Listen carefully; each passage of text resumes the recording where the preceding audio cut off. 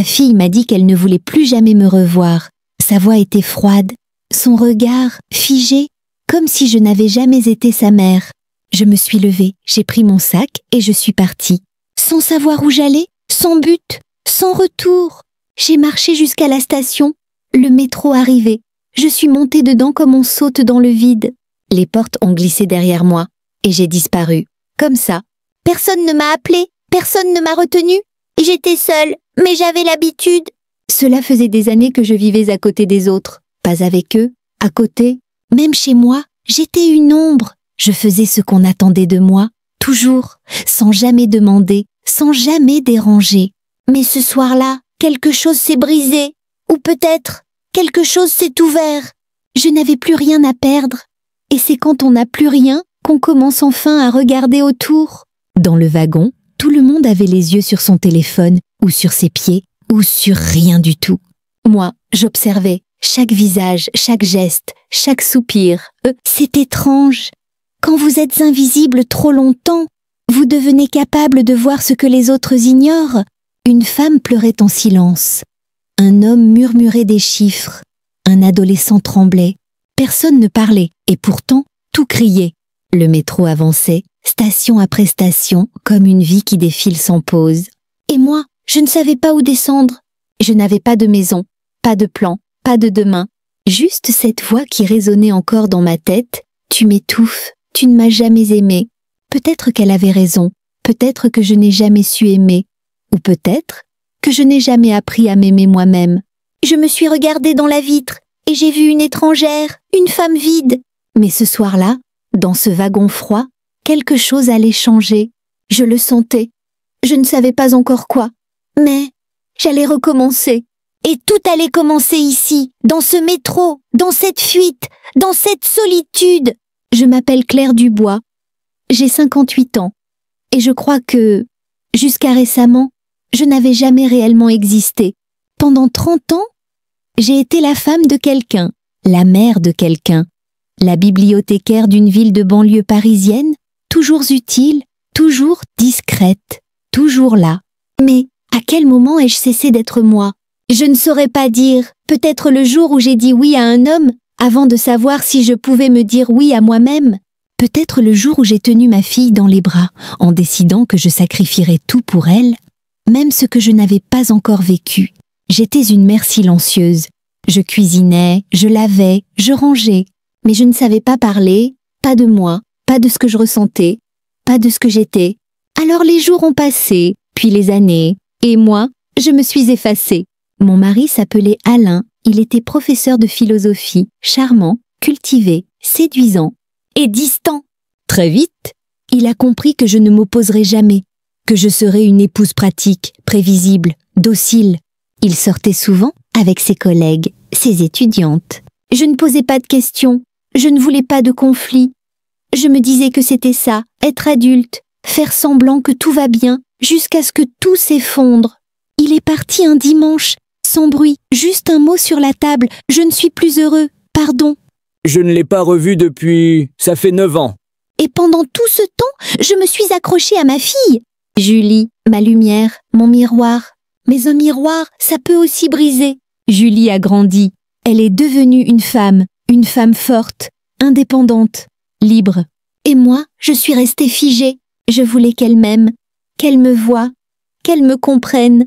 Mais elle me reprochait mon absence émotionnelle, mes silences, mes regards fuyants.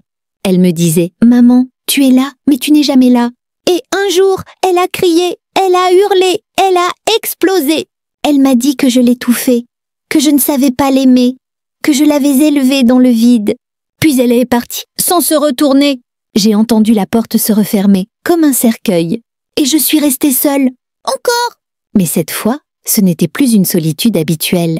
C'était un abîme, une chute libre, une perte totale de sens. Je regardais mon appartement.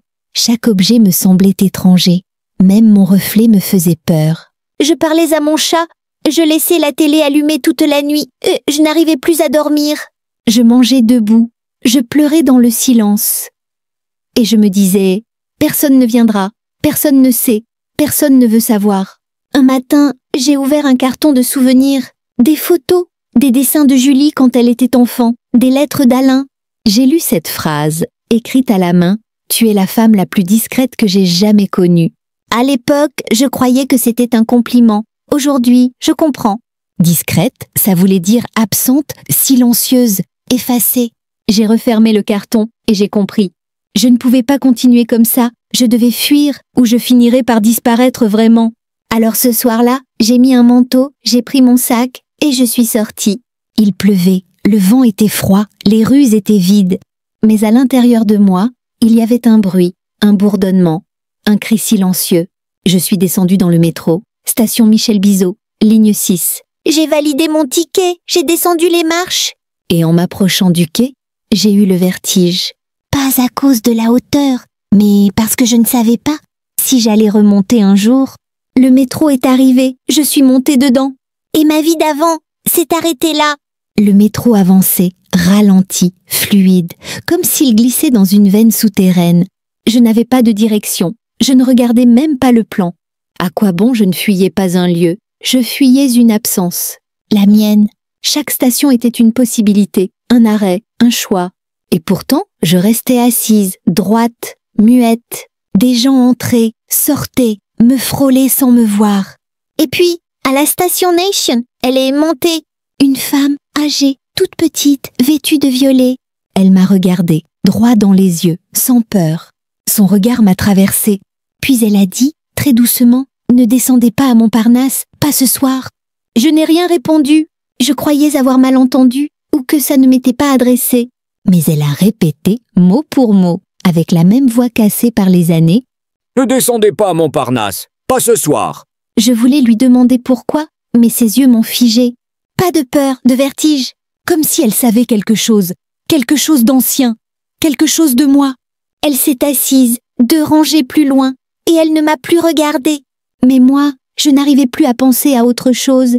Montparnasse, ce nom résonnait comme un avertissement ou une prophétie. J'ai regardé la carte. Il restait plusieurs stations avant d'y arriver. Je me suis dit, tu peux descendre avant, tu peux rentrer chez toi, tu peux renoncer. Mais j'ai fermé les yeux et le wagon a continué d'avancer. À Reuilly-Diderot, une adolescente s'est assise en face de moi. Elle pleurait, mais sans larmes.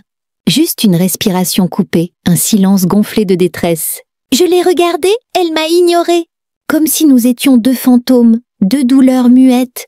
À Daumesnil, un groupe de jeunes riait, trop fort, trop nerveusement. Le genre de rire qui cache un gouffre. Et moi, je restais là, présente, absente. J'avais cette sensation étrange que tout le monde dans ce wagon fuyait quelque chose. Personne ne semblait aller quelque part. Tout le monde semblait s'éloigner de quelque chose. Un homme est entré à Bercy, il murmurait. Des chiffres, en boucle. 8, 8, 8, 7, 3, 0. Comme une prière mathématique, comme un langage codé. Je ne comprenais rien, mais il me faisait peur. Il m'a regardé et il a dit « Les chiffres ne mentent jamais ». Puis il est descendu à quai de la gare. Et le silence est revenu. J'avais froid, mais pas à cause de l'air, à cause de moi. Quelque chose en moi tremblait, se fissurait, comme si mon corps portait un secret que je refusais encore d'admettre. Le métro ralentissait. Place d'Italie. Encore 3 stations. Je voulais parler à la vieille femme, mais elle avait disparu. Pas de traces, pas un bruit. J'ai regardé autour, mais il n'y avait que des inconnus. Et moi? Le néon au plafond clignotait. Une odeur métallique envahissait l'air. Je respirais mal. Je me suis levée. J'ai failli descendre à Raspail, mais mes jambes m'ont retenue. Et c'est à ce moment-là que j'ai compris. Je n'étais pas dans un métro. J'étais dans une traversée. Quelque chose m'appelait. Quelque chose de profond, de primitif. Je devais aller à Montparnasse, malgré l'avertissement, ou peut-être à cause de lui. Je me suis rassis et j'ai attendu. La voix de la rame a annoncé « Prochaine station, Montparnasse bienvenue ». Je n'ai pas bougé. Autour de moi, tout semblait ralentir. Le temps, le son, même ma respiration. Le train s'est arrêté. Les portes se sont ouvertes. Et dans la lumière artificielle du quai, j'ai vu une affiche. Grande, noire, avec une phrase blanche. « Et si vous recommenciez tout ?» Je suis restée figée. Cette phrase était pour moi. Je le savais, je le sentais. J'ai posé un pied sur le quai. Et tout mon passé est resté derrière moi. Je suis descendue, Montparnasse bienvenue. Le nom résonnait comme une ironie. Bienvenue, à qui à quoi? Le quai était immense, trop éclairé, trop vide, trop net pour une nuit aussi trouble. J'ai marché. Les talons de mes bottes claquaient sur le sol carrelé. Chaque pas sonnait comme une décision. Je ne savais pas où j'allais, mais j'y allais. Puis, au détour d'un pilier, je l'ai vu. Un adolescent, grand, maigre, avec un sweat noir à capuche. Il parlait fort au téléphone. Il était en colère, très en colère. Il faisait les 100 pas, et d'un coup, il a raccroché. Il s'est retourné, et ses yeux ont croisé les miens. Et là, sans prévenir, il a foncé vers moi. Il m'a bousculé, violent, brutal. Mon sac a volé. Mon épaule a cogné contre la borne d'urgence. Je suis tombée. Il s'est penché et il m'a crié au visage. « T'as rien à faire ici, vieille sorcière !» Je suis restée sans voix. Pas de rage, pas de peur, juste un vide, un abîme. Il est parti en courant, comme un chien blessé. Personne n'est venu m'aider, personne. Je me suis relevée lentement. Mes genoux tremblaient. Je respirais fort, comme si je venais de courir un marathon. J'ai ramassé mon sac et j'ai pleuré, lentement, en silence. Pas pour la douleur, pas pour la peur. Pour tout. Pour les années perdues. Pour les silences avalés. Pour les gestes que je n'ai jamais faits. Pour les mots que je n'ai jamais dits. Et c'est là qu'une voix m'a parlé. Une voix douce, chaleureuse, présente. « Vous allez bien ?» Je me suis tournée. Une femme d'environ 50 ans. Cheveux roux bouclés, regard franc. Elle m'a tendu un mouchoir. Je l'ai pris, je l'ai remerciée. Elle ne m'a pas posé de questions. Elle s'est assise à côté de moi. Et nous avons regardé le mur d'en face, en silence. Ce silence-là n'était pas vide. Il était plein, chaleureux, soutenant. Puis elle a dit, « Vous savez, parfois, c'est quand on touche le fond qu'on commence à vivre. » J'ai esquissé un sourire triste, mais je n'ai rien répondu. Elle a continué. Moi aussi, j'ai pris le métro un soir, sans destination, juste pour fuir, et j'ai rencontré quelqu'un qui m'a écouté, et ce soir, c'est peut-être moi qui devais écouter quelqu'un d'autre. Je l'ai regardée. Elle ne cherchait pas à me sauver, elle était juste là, et ça, c'était déjà énorme. Nous avons parlé longtemps. Je lui ai raconté à ma fille, mon mari, le vide, la pluie, les silences. Elle ne m'interrompait pas. Elle hochait la tête. Parfois, elle souriait, tristement, comme si chaque mot que je prononçais était aussi un peu le sien. Puis, elle m'a dit, « Vous devriez écrire. » Je l'ai regardée, surprise. Écrire quoi? Tout ce que vous venez de dire, ce que vous ressentez, ce que vous avez traversé. Il y a des gens qui ont besoin d'entendre des histoires comme la vôtre. J'ai baissé les yeux. Je n'avais jamais écrit. Pas vraiment. Quelques listes de courses, des mots sur les agendas, des lettres jamais envoyées. Mais raconter ma vie, non, jamais. Elle a souri. À Montparnasse, il y a un atelier d'écriture. Tous les jeudis soirs, niveau -1, salle 42. Je pense que ça vous ferait du bien. J'ai voulu répondre, mais une annonce a retenti. Son métro arrivait. Elle s'est levée et m'a dit doucement, « Si vous venez, vous me trouverez. Sinon, je vous souhaite une belle traversée. » Et elle est partie. Comme elle était venue, je suis restée seule sur le banc. Mais cette solitude-là était différente. Elle était pleine de sens. Je me suis levée et j'ai marché vers les escaliers. Et là, au mur, une affiche m'a arrêtée. Un papier jauni, écrit à la main. Atelier d'écriture, jeudi 20h, salle 42. Thème de la semaine, recommencer. Recommencer! Ce mot, ce simple mot, il m'a traversé comme une flèche. Et j'ai compris. C'était un signe, un chemin, une promesse. Je suis remontée à la surface. Le vent était encore froid, mais je marchais plus droit. Je ne savais pas encore ce que j'allais faire, mais je savais une chose. Je reviendrai jeudi et j'écrirai. Même une phrase, même un mot. Je me devais ça, depuis toujours. Et peut-être que ce serait le début de quelque chose. De moi, enfin, je suis rentrée chez moi ce soir-là, à pied, comme une survivante. Il pleuvait encore, mais je ne courais plus. Je laissais les gouttes couler sur mon visage, comme si la pluie lavait quelque chose en moi. Dans l'ascenseur, j'ai regardé mon reflet. Pas maquillée, les cheveux trempés, les yeux gonflés. Et pourtant, je me suis trouvée belle. Pas jolie, belle, vivante. J'ai dormi cette nuit-là, un vrai sommeil, sans cauchemar, sans réveils en sursaut. Le lendemain, j'ai nettoyé la cuisine, sorti les vieux bocaux, jeté les médicaments périmés. Puis j'ai ouvert mon placard et j'ai ressorti une robe que je n'avais pas portée depuis des années. Une robe bleu nuit, simple, élégante. Je l'ai posée sur le lit, en silence, comme un symbole. Je me suis dit, si tu y vas jeudi, tu mettras celle-là. Toute la semaine, j'ai pensé à ce moment, ce jeudi à 20h, salle 42. Mais plus la date approchait, plus mon cœur s'alourdissait. Des souvenirs revenaient, des voix, des scènes. Julie, petite, me tenant la main devant l'école. Julie, adolescente, claquant la porte. Julie, adulte, me regardant avec colère, avec douleur. Je me revoyais, immobile, froide, incapable de dire « Je t'aime ». Pourquoi est-ce que c'était si difficile? Pourquoi ces mots simples me brûlaient à la langue? Le jeudi matin, je me suis réveillée avec un poids sur la poitrine. J'ai voulu annuler, me dire que ce n'était pas pour moi, que je n'étais pas faite pour ça. Mais à 19h, j'ai enfilé la robe bleue, mis un manteau long et je suis sortie. Le métro était bondé, des visages partout, des bruits, des odeurs, des corps pressés. Et moi, au milieu, j'ai failli descendre avant Montparnasse. 3 fois, mais quelque chose me retenait. Ou quelqu'un, peut-être, cette version de moi que je n'avais jamais rencontrée. À 19h57, j'étais devant la salle. Porte fermée, un panneau en carton. Écrit à la main, atelier d'écriture, bienvenue. J'ai frappé, une voix a dit, entrez. Et j'ai ouvert. Il y avait une dizaine de personnes, jeunes, vieux, timides, exubérants. Tous avaient une chose en commun, un cahier et un stylo. On m'a tendu un carnet, un bic bleu et un sourire. La femme aux cheveux roux était là. Elle m'a fait un clin d'œil. Le thème du soir était affiché « Naître à nouveau ». Coïncidence, non. Je ne crois plus aux coïncidences. L'animatrice a dit « Ce soir, pas de règles. Écrivez ce que vous avez envie d'écrire, ce qui vient, ce qui déborde. » J'ai baissé les yeux vers mon carnet. Les mains tremblaient. Puis j'ai écrit d'abord une phrase, puis 2. Puis les lignes se sont enchaînées. Des mots que je n'avais jamais prononcés. Des douleurs que je n'avais jamais osé nommer. Mon père, ma mère, le silence dans lequel j'avais grandi, le regard de Julie qui attendait quelque chose que je ne savais pas offrir. J'ai écrit et j'ai pleuré. Mais cette fois, je ne me suis pas arrêtée. J'ai écrit en pleurant. J'ai pleuré en écrivant. Et quand le temps s'est arrêté, l'animatrice a dit doucement « Quelqu'un veut partager ». Silence.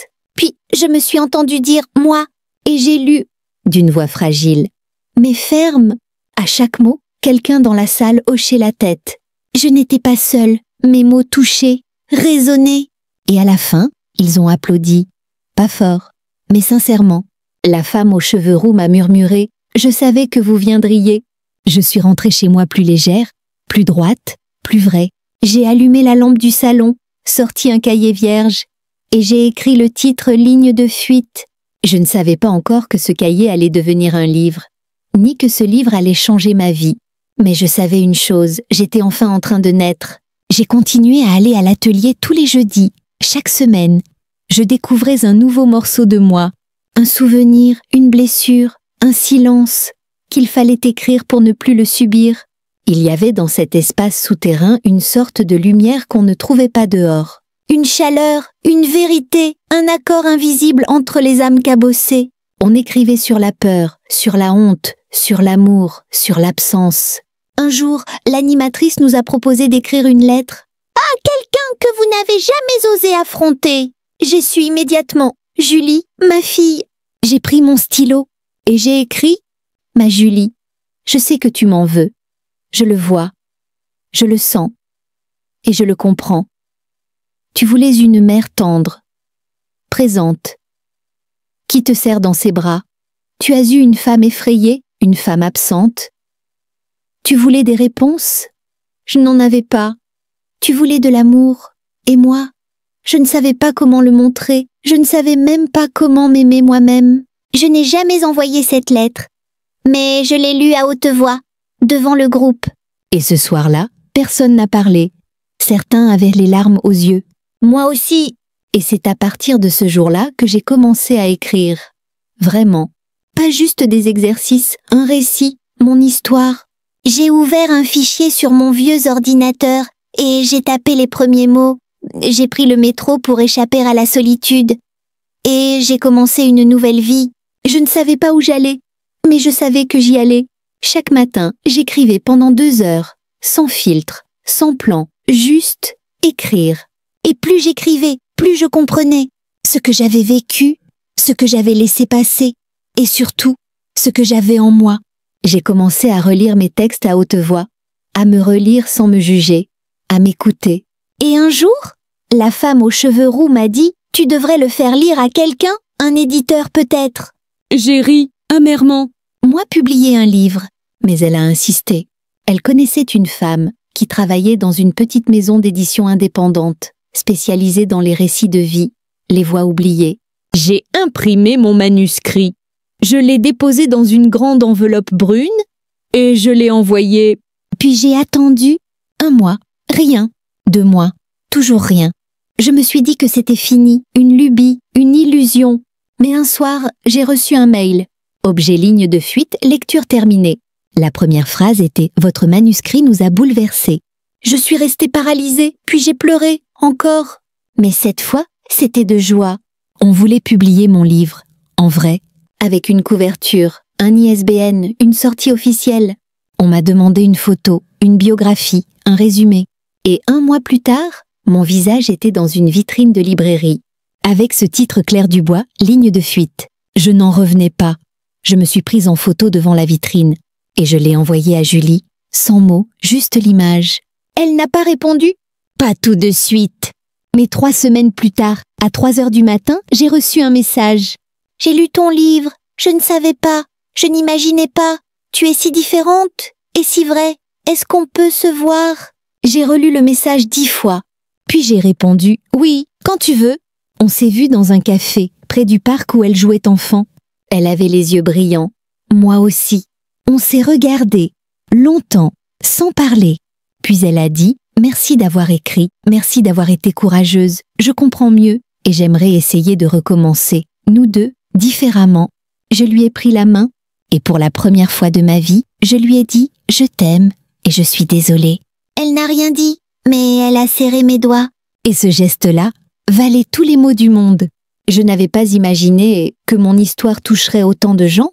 Et pourtant, 3 semaines après la parution, Ligne de fuite s'était vendue à plus de 25 000 exemplaires.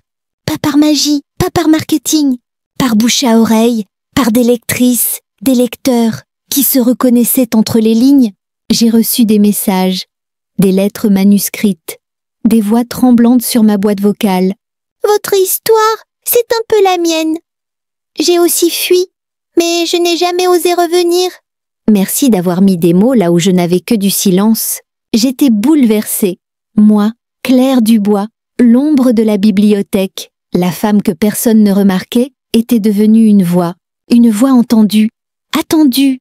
Mais cette visibilité avait aussi son prix. Je recevais aussi des critiques. Certains disaient « Elle exagère, elle invente. Elle se fait passer pour une victime. » Je ne répondais pas, parce que je savais ce que j'avais écrit. Je l'avais vécu, et ce que je vivais maintenant était plus fort que tout jugement. Un jour, on m'a invitée dans une émission de radio. Une voix douce au téléphone, « Madame Dubois, votre livre résonne beaucoup chez nos auditrices. Accepteriez-vous de venir en parler ?» J'ai hésité, puis j'ai dit oui. Dans le studio, j'avais le cœur qui battait comme un tambour. Mais quand le micro s'est allumé, je me suis sentie prête. J'ai raconté, encore une fois, pas les faits, mais l'émotion, la peur, la fuite, et surtout la renaissance. Après l'émission, je suis sortie dans la rue. Une femme m'a arrêtée. « C'est vous, Claire Dubois. » Elle avait les larmes aux yeux. « J'ai écouté, et je crois que je vais enfin parler à ma mère. Merci. » Je lui ai souri. « Et j'ai compris !» Ce n'était plus mon histoire, c'était la leur, la nôtre, un lien, une traversée commune. Julie, elle, était plus présente. Pas tous les jours, pas encore proche. Mais là, on s'appelait, on se retrouvait parfois, on marchait, on parlait ou pas. Mais on avançait. Un jour, elle m'a tendu un livre, un recueil de poésie, de ses propres textes, sur la colère, l'abandon, mais aussi le pardon. Je l'ai lu et j'ai pleuré, puis je l'ai regardé. Tu es une femme incroyable, et tu as tout en toi, même ce que je n'ai pas su te donner. Elle a murmuré, Grâce à toi, je peux me permettre d'être fragile et forte. En même temps, c'était tout, mais c'était immense. Et moi, je continuais. À écrire, à marcher, à répondre aux lettres, mais aussi à me retrouver, à reconstruire, pas sur les ruines, mais à côté, en paix. Je ne voulais plus fuir, je ne voulais plus réparer, je voulais juste vivre. Et je l'ai fait!